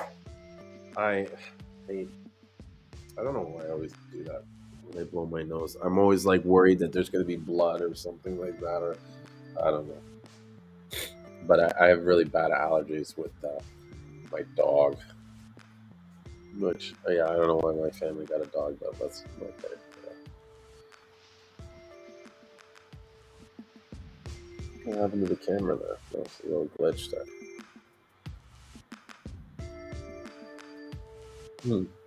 So what should we talk about?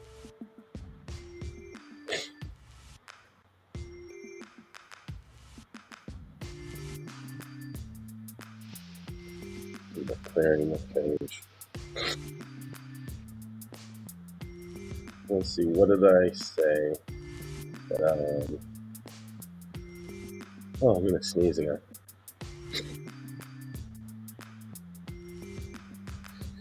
Excuse me.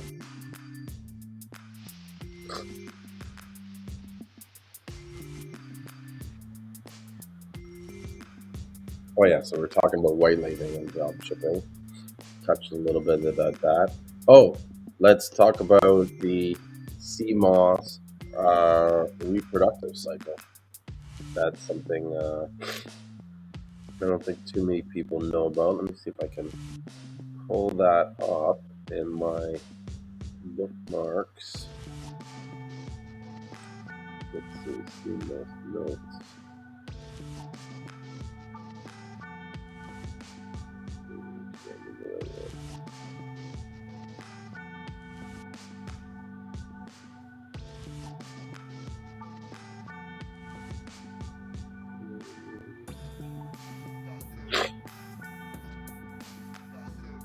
Oh, here it is. The Garcilaria life cycle. I'm going to share my screen with this. Talk about this.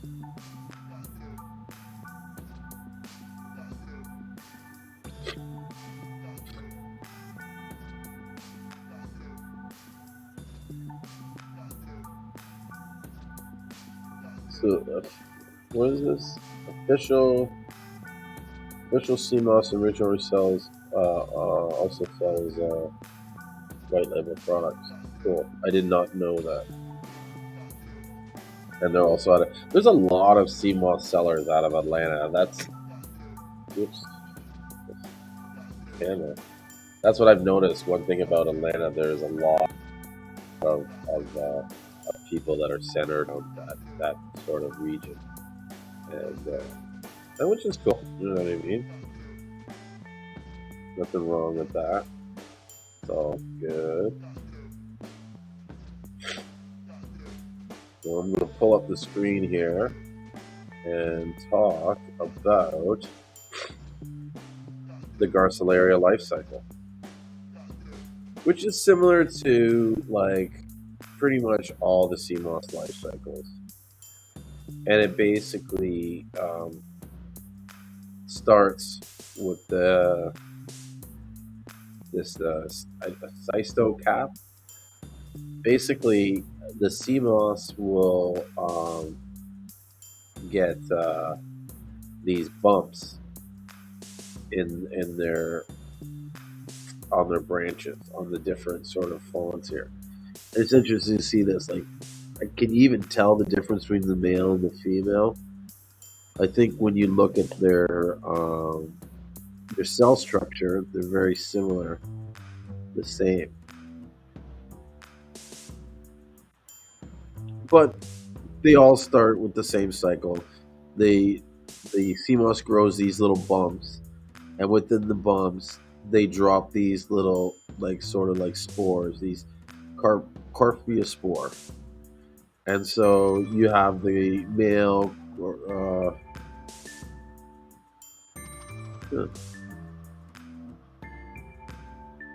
I wish these things were so much easier to read and understand, but it looks like they release these like spores. These spores grow. They turn into these branches. These branches, I don't know what this here means.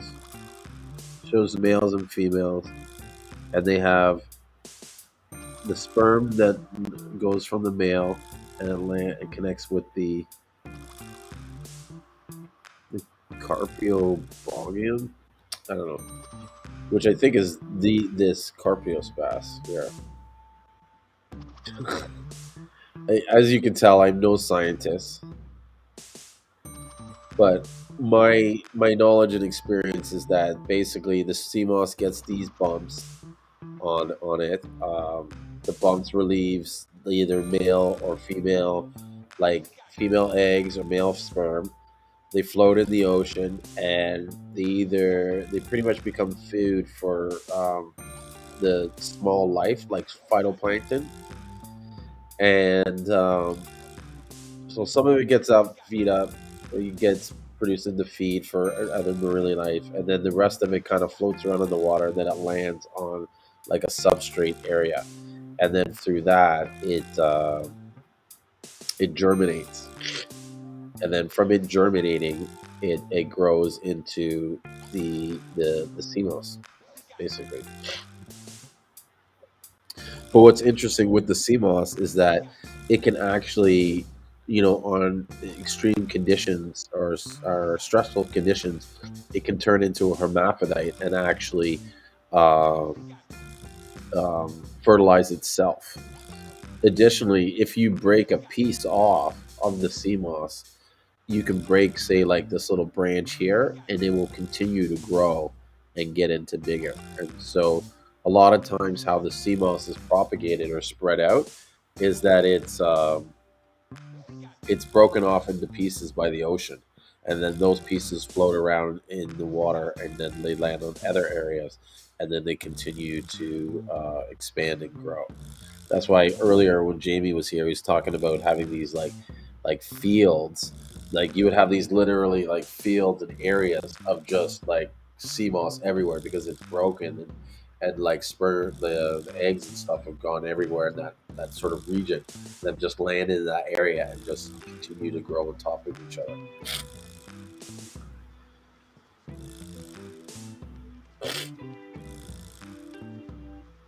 So yeah, you're saying the mecca of successful entrepreneurship is Atlanta, and then you're like almost asexual.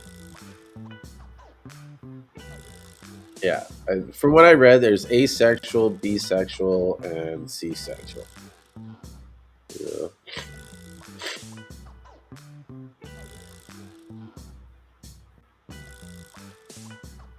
Let me see if I can find some other cool stuff about Seamoss.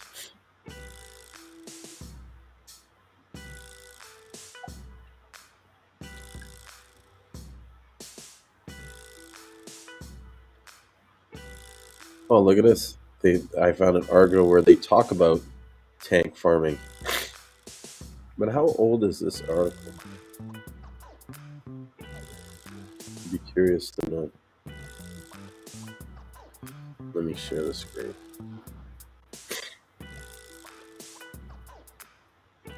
Mm-hmm.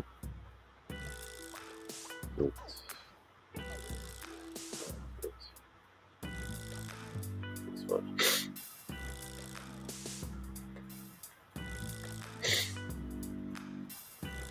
Hey, Janine, I see you in club here. So, let me know if you have any questions. We're doing something on also Facebook Live where I'm sharing my screen about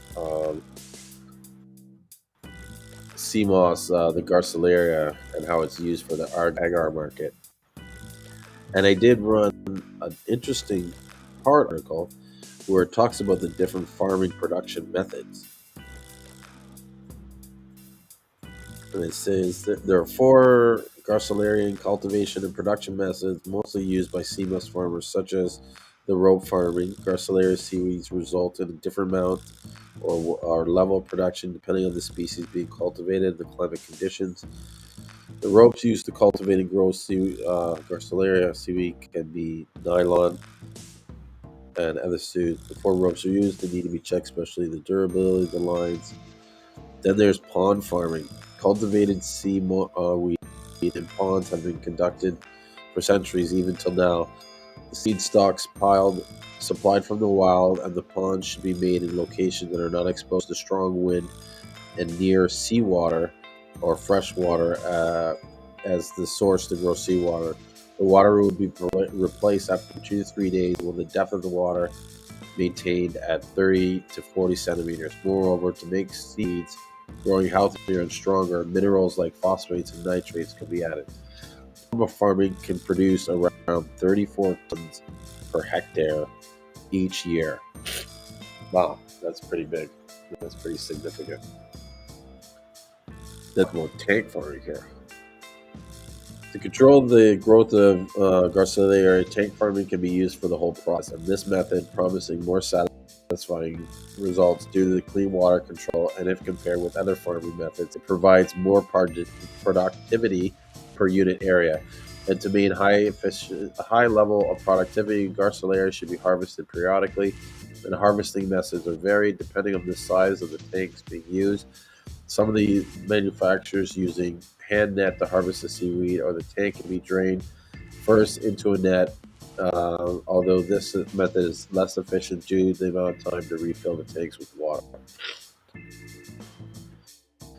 And then bottom stocking cultivation is a process conducted by moving rocks until the tally in order to increase the density of farm area. The species we already grown on the site. This method can be more successful. The disadvantages of having this cultivated is that the cost of labor and the plant to harvest are usually high, and this can be economic for areas with low labor costs. Interesting. So I guess there's more than just pool growing. They got palm farming and tank farming. So that's cool.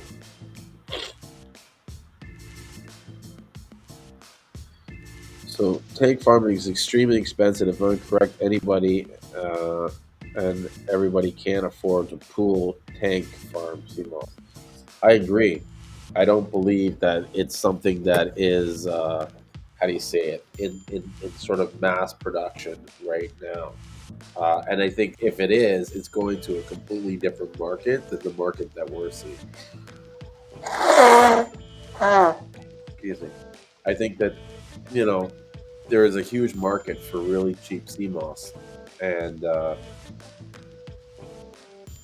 that's where you're getting a lot of this, like sea moss that people think are pool grown. It's just really cheap sea moss. And it's cheap because it's grown fast, it's grown quick. It's grown in, I don't know, it's not dried totally. You know what I mean? That kind of thing. I think that really, how do I put it? Like if you're looking for good quality sea moss, you need to really know where the waters are of the sea moss. You need to know the way that they've dried the sea moss, like how dry do they make the sea moss. The care, who the actual person is, like do they, how is their passion or desire for this product. You know what I mean? And I want to make it clear that, there are a lot of countries that produce good sea moss. It's not just the Caribbean countries. There are countries in Asia and Indonesia and Vietnam and stuff that produce good sea moss. There's areas that produce bad sea moss. You know what I mean? And so that's why it's important to make sure you're aware of the area of where it's coming from and the people that are processing or handling it, to make sure that they're treating it as a, like a premium product, and not just something that they're trying to just move and sell as cheap as, one person said to me the other day, they said, I've realized now that cheaper is not always better. And that's, I think, is so true when it comes to sea moss. It's more like, and that's not to say you can't get good sea moss for cheap, but I think it's very hard and difficult to not only get good CMOS for cheap, but get a lot of it for cheap. And why should you be getting it for cheap? The person who made it probably worked hard to get. It's not easy to make good, clean CMOS. It takes work, and so like if you're going to um, get the good stuff, you need to pay for it. We all need to pay for it. Like, why are we fighting over a few dollars to try and save a few bucks? You know what I mean? Just like let the CMOS shine for itself and charge more money if you have to. For if it's a good product, you know what I mean? It should be way worth the cost. This honestly, the CMOS price is all over the market. I've seen prices as high as $100, and I've seen prices as low as $20. Do you know what I'm saying? And so, which is better? The $100 is not always as better as the $20, but the $20 is not always better than the $100. What's most important, like I said, is you find a good guy that you like that has good CMOS, and you freaking stick with them. You don't try to how do you say it? Cut corners in a sense, trying to save $2, $3. Because in the reality, if you're selling this stuff right, then that $2 to $3 a pound you're saving really translates to like a few cents saved on that product. You could have probably charged more for that product, and a lot of times, like if you sell your product for a higher price, you can afford to do more from with the money that you're using, if that makes sense. So you can afford to make sure that the product is cleaner, afford to make sure that you buy the better CMOS, and it's constant, it's in constant supply. You had a question: have you ever purchased from Grenada? No, I have only gotten CMOS from St. Lucia. I don't think I've even tried CMOS from Grenada. I think a long time I called them about it, and they were like, the person I talked to was like super expensive. They wanted $25 a pound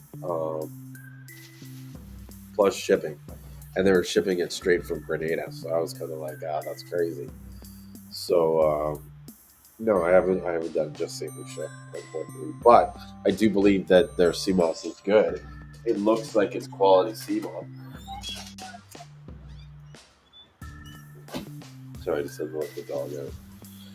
The dog that's giving me the sniffles, allergies. So yeah, so I haven't purchased from Grenada. It's good CMOS though. It looks pretty good. I think most places that have like volcanic regions in the area, their CMOS tends to be pretty good.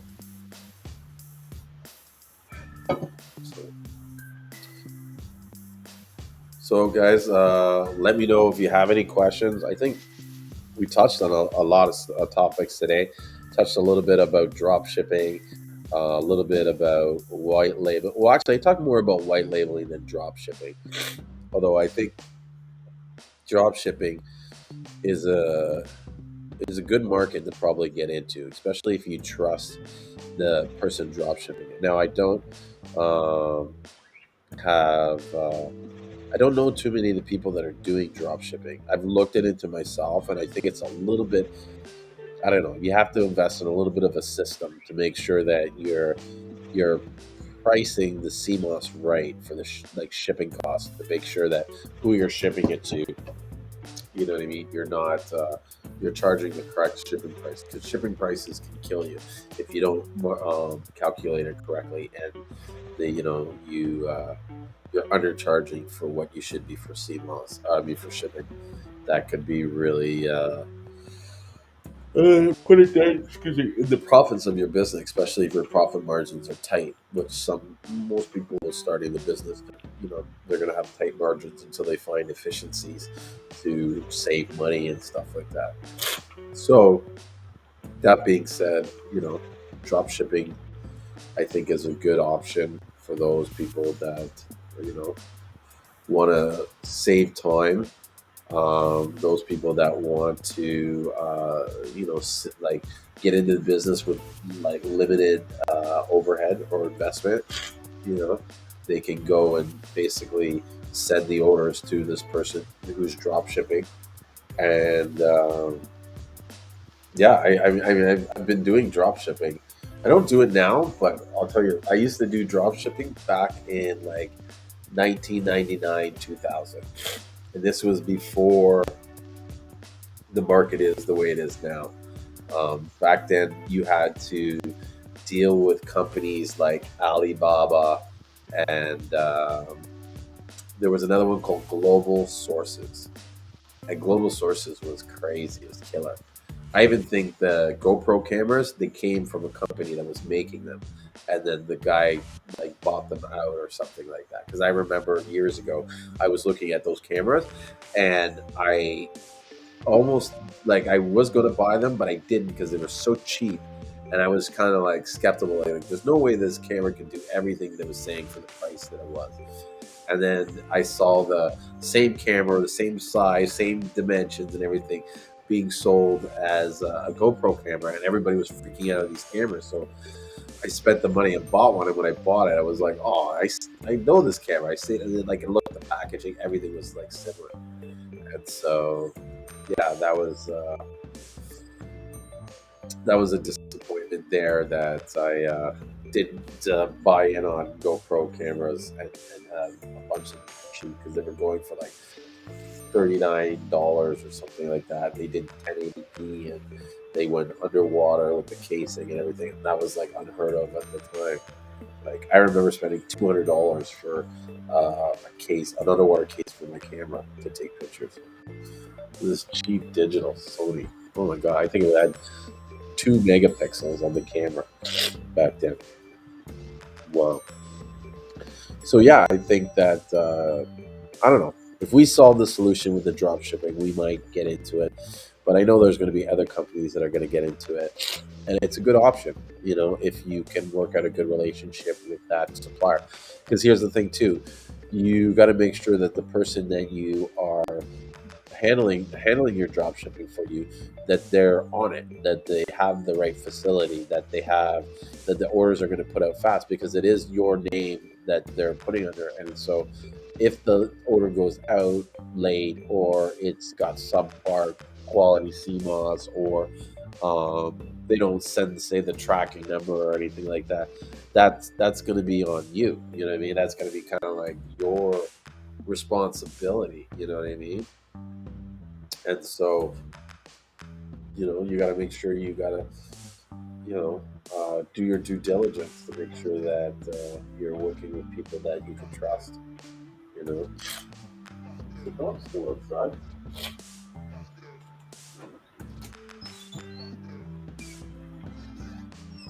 I'm surprised he hasn't come back in yet because it's like raining out there.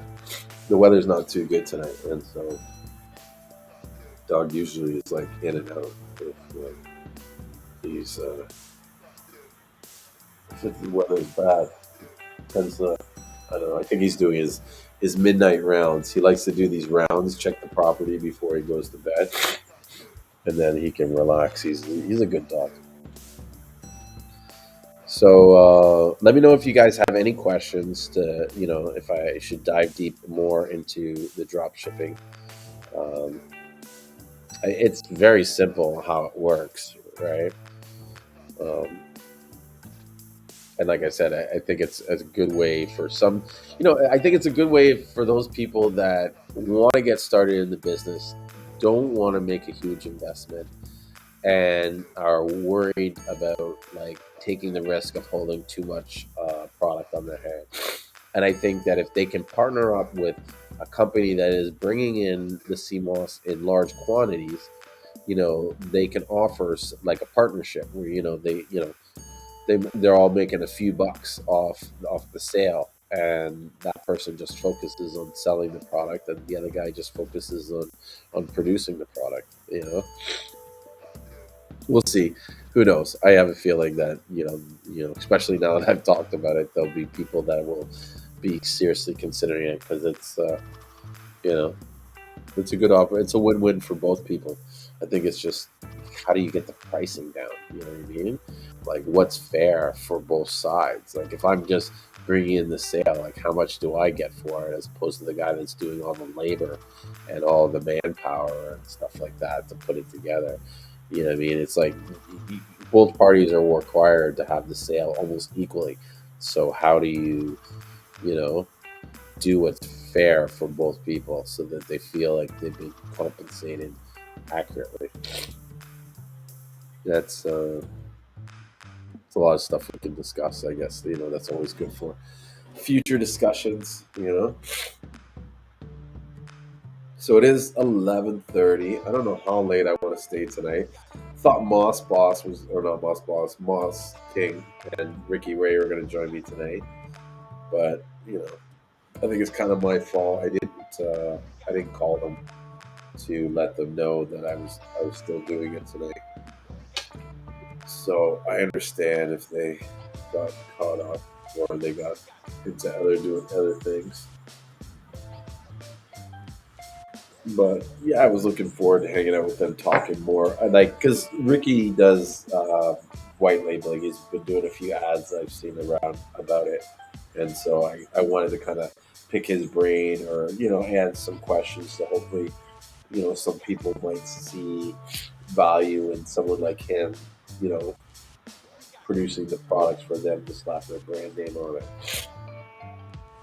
Yeah, it's good.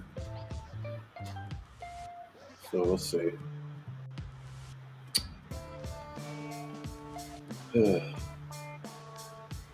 But yeah, I don't know how late I'm going to stay here today because I'm feeling a little down. Could get some rest. The weather's cold, and I don't know. I think we covered a lot of bases. Like, we talked a lot tonight. Just to recap, we talked to Jamie from Africa, from Cape Verde or Vert, which is a bunch of islands off the coast of, I guess, West Africa. And he's telling me about how they're full. They have an abundance of Seamoss and bladderwrack and a few other algae. And so the idea is for him to start a business exporting it. And he asked me a few questions about exporting it and how to get it out of the island and what should he do. Honestly, we could have probably talked more about it, but we like normal. We jumped around all the different subjects. Then we had. I forget the lady's name, but her voice wasn't clear. I'm gonna play it back later. Hopefully, I put the mic close enough so that people could hear what she was saying. But I had challenges understanding what was going on. But that is what it is. So we talked to her, and she was talking a little bit about her Seamoss business and her impressions of the colors and the different phytonutrients and stuff like that. Yeah, and then I weighed in on about that same topic. And then we talked about a few other things, and here we are now. Yeah, so we covered a lot of ground, I think. Yeah. Definitely taking an extra dose of Seamoss tomorrow because I feel it in my chest. Almost like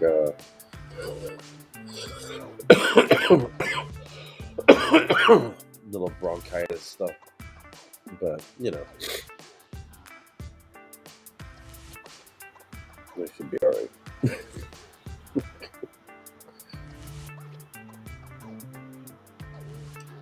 So, anybody got any questions to ask me? Otherwise, I think I might just call it a night. I mean, I've been doing it for almost 2 hours now. And like I said earlier, we talked a lot about stuff. And really, I don't know. I get more excitement out of answering people's questions, out of, going the back and forth information than to just me blabbering and jammering about nonsense. Well, not nonsense, but just whatever. So,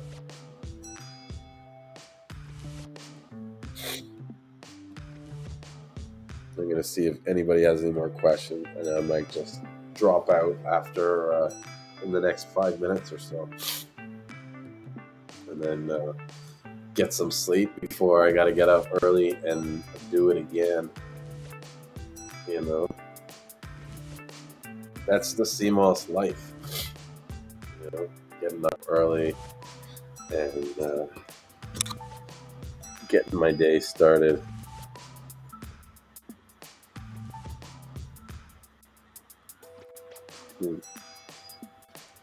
Excuse me. So nobody has any questions? Wow, that's unfortunate.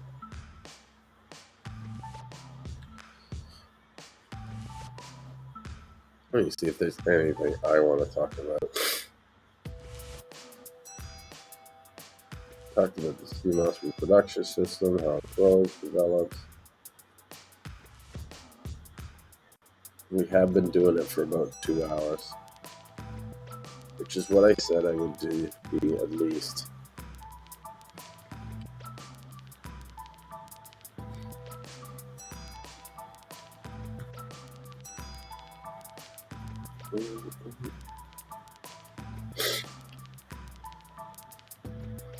One thing before I go, I should mention is if you guys are interested in learning more about the Seamoss and all things kind of Seamoss, I have a friend. He came out with him and his wife and business partner Shayna. Herbie and Shayna came out with this book called Seamossology, which is the ultimate guide of principles, techniques, and tools for Seamoss. I know they're really passionate about this product that they put together. You can get it in a hard copy, audiobook, or PDF. I don't know anybody else that's really sort of putting out a product or a book of this sort of level of education, basically sharing all their techniques and ideas and experiences that they've had growing their Seamoss business. They originally started out as this company, Divine Herbs and Healing, and have now morphed into a different company, but more focused on the fibering, the lifestyle of fiber, and the importance of having fiber in your diet and stuff like that. And so their company is now called Vegan Fiber, and they're making a few products. Seamoss. They actually got out of the Seamoss gel. They're more into the Seamoss capsules and then teas and stuff like that. And actually, fuck it. Let's just go on their website and check it out. I'm sure they would like that. What better way to show someone something than to show it live and firsthand? Why not? So this is their product. They actually have a Be Vegan for a Week. There's a 5-day vegan challenge. This is the information about their book here, the Seamossology. Here's some of the products that they have. So they have the Seamoss as on its own as a superfood. They have an elderberry herbal tea for digestion and immunity. There's the Seamossology book. It's on sale.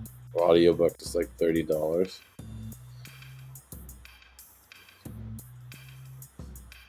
Yeah, this is their stuff here. Let's hit the shop button. All products.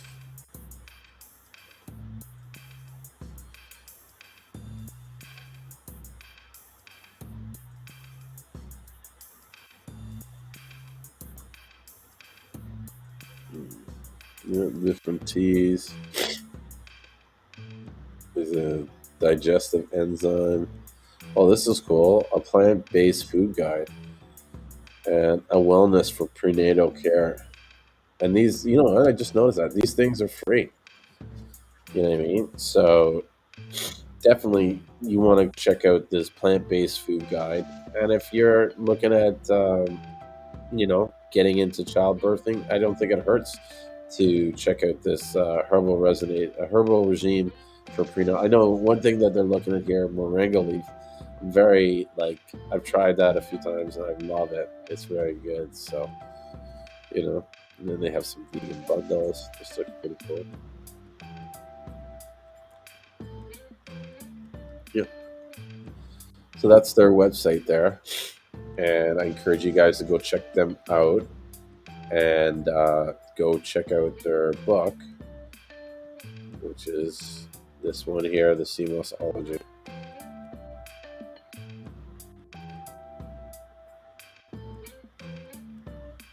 Oh, actually, this is cool. It has the table of contents here,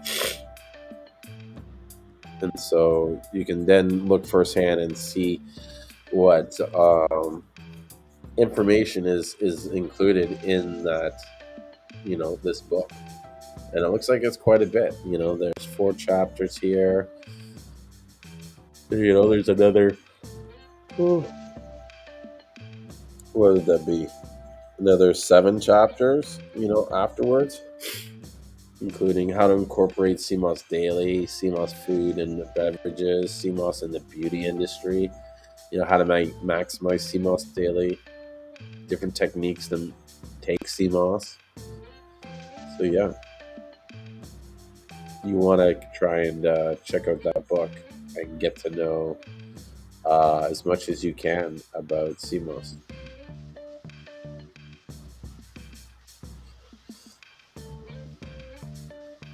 Yeah, I encourage everybody to go check that book.